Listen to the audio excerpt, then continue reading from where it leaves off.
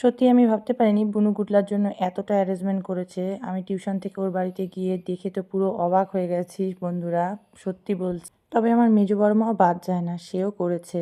শুধুমাত্র যে বুনু মনা করেছে এমনটা নয়, বড়মাও পুরো ওদের হাতে হাত মিলিয়ে একসাথে সবাই মিলে এই যে বেলুন সাজানো থেকে সমস্ত গুটলাকে সাজানো, লুচি পায়েস ঘুগনি করা, কেক আনা, এমন আমি তো আর কোনো কাজ করিনি, তাই ক্যামেরাটাই আমার দায়িত্বে এসে পড়েছিল।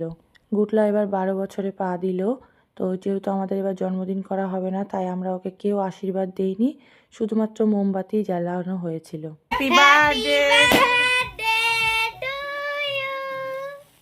Happy birthday to you, happy birthday dear Gutla তো দাদা না।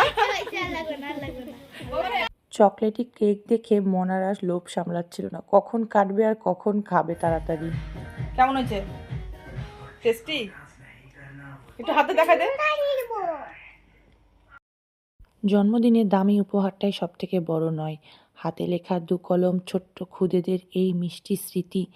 এরকম উপহার না গুটলার জন্মদিন হাজারবার করলেও হয়তো গুটলা পাবে না। এগুলো টাকা পয়সা দিয়ে সত্যি কিনতে পাওয়া যায় না।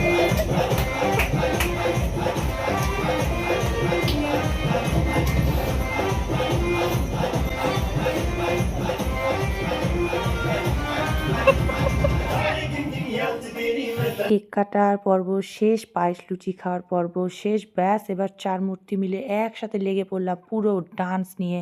একদম ধামাকাদার আমাদের ডান্স, তোমরা পুরোপুরিটাই দেখতে থাকো।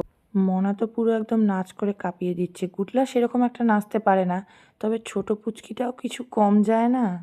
সত্যি কথা বলতে আমি ভাবতেই পারিনি আজকের দিনে গুটলা এরকম একটা আনন্দের মুহূর্ত পাবে। ওর মাসি মেসো বড় মা মনা সবাই মিলে গুটলাকে যে আনন্দটা আজকের দিনে দিল, সেটা পুরো একদমই সারপ্রাইজ ছিল।